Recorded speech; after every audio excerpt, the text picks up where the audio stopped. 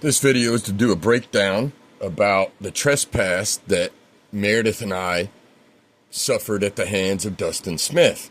We lived on our property at 301 Sunny Lane.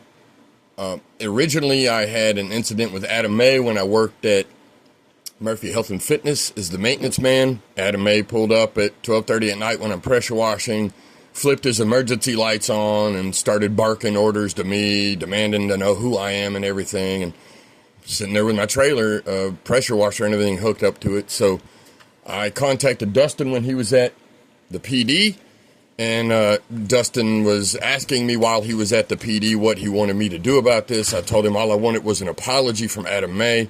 Then Dustin went over to be sheriff.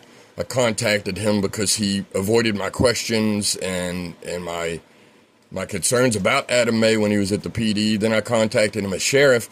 He said he couldn't do anything about it because he worked at the sheriff's office now, even though he's the highest law enforcement agent in the land. So that's the initial encounter between myself and Dustin Smith. It escalated through an incident with Bob and Rhonda Lovingood, which you can watch the video on whatever platform you're viewing this video. This resulted in eventually Meredith and I being trespassed off of our own property. My mother, Betty Webb, through some really shady means, got the property transferred into her name and my sister's name.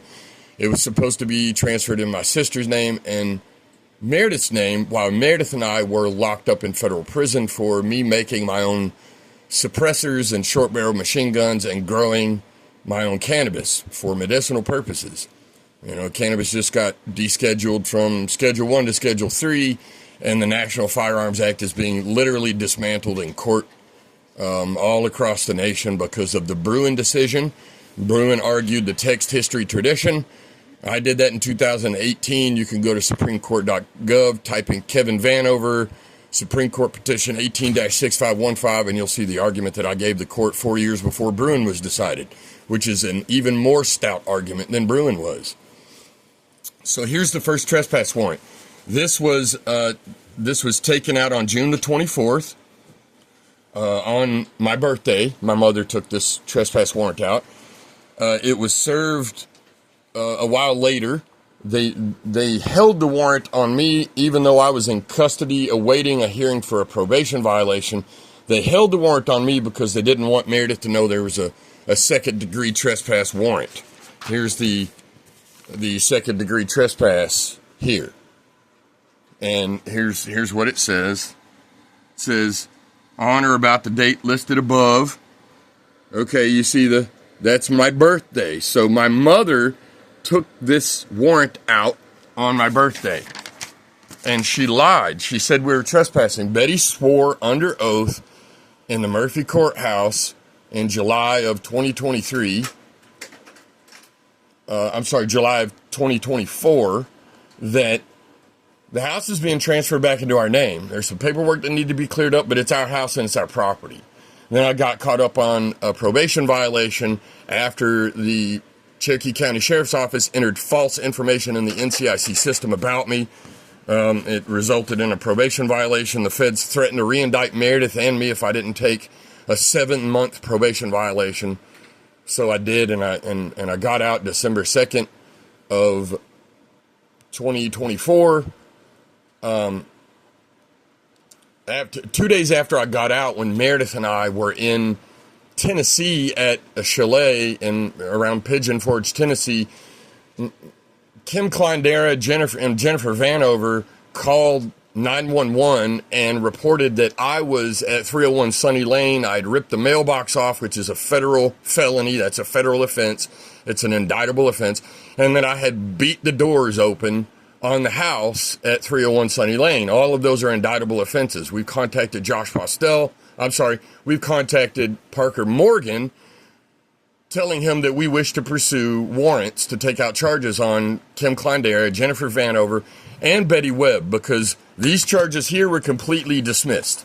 You cannot get a copy of this warrant online anywhere, because not only were the charges against me and Meredith dismissed, here's Meredith's warrant. Meredith was arrested twice for these trespass charges, okay? Here's her warrant and her second-degree trespass, okay? And then Betty called back out with a still photo from a trail camera that didn't even show Meredith on the property, and they arrested her twice. And this time, she was held in jail for 2 days, okay?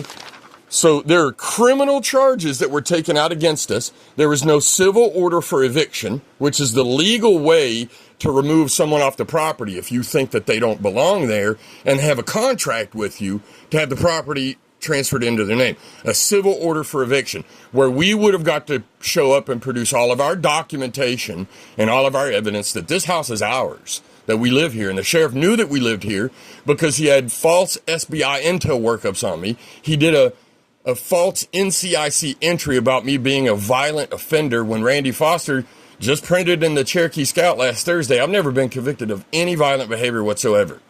So we were trespassed off of our property. All of our property was taken. Every belonging that we had was taken by Betty Webb, Jennifer Vanover, Kenny Webb, and some other unidentified individuals. And when we tried to file a police report about it, the sheriff's office wouldn't take a police report. They said our property was abandoned. But we hadn't even faced the charges in court yet. The presumption of innocence is what the judicial system works on here, so that due process isn't violated, okay? Now I'm going to show you how corrupt these people are. It's not just the sheriff's office, all right? My wife contacted Amanda Carroll at the clerk's office. Okay, she wanted to file these statements and have them on record as truth. This is what we got back from Amanda Carroll at the clerk's office. This is her handwriting. We have a lot of other letters of hers. This is denial of access to the courts. You can't do this. You have to stamp it so it's legal in court. We have all the documentation to prove what post office that we sent it from, the envelope that it was sent in, and this is what we get back from the county clerk. This is the exact same thing that got the evidence room at the sheriff's office locked down in Cherokee County. The exact same thing, using Post-it notes instead of doing things the way the law requires. The law requires when documentation is sent in to be put on file, the county clerk is to stamp it with the county stamp, and it's supposed to have a date and a time on it. So it's time and date stamped by the county. It can be proved in a court of law that you sent this in. But you see what Amanda Carroll did, right? She sent, just like the sheriff's office got their shit locked down for using Post-it notes, she used a Post-it note. You see this? This is crazy. And after 2 visits to the jail and 3 criminal trespass warrants, this is what Mr. Jason Arnold wants to tell us. Jason Arnold wants to tell us this is a civil-only matter. The DA's office in Cherokee County is not going to do anything about this. So you need to contact a civil attorney to get all the stuff back that was stolen from you. All right? That's how corrupt this shit is, y'all. And look, on top of that, Amanda Carroll sent us a letter.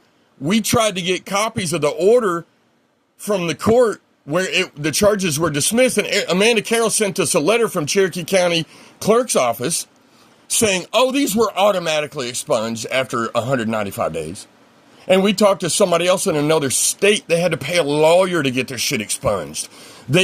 I believe that they did this. They pushed it through. They ramrodded it through to try and get rid of everything.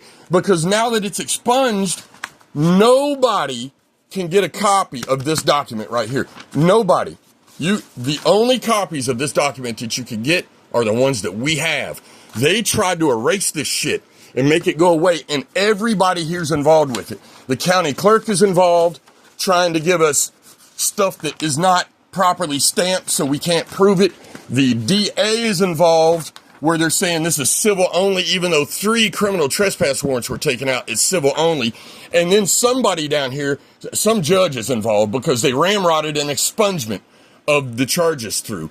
Do you all see what this county is doing? And you all are more worried in this county about me saying shit, fuck, or goddamn than fighting this fucking stupid ass corruption right here? This is going to continue to happen to your county unless you stand up and do something about it like my wife and I are doing. My life is on the line over this shit right now. That's how much I care about your freedom.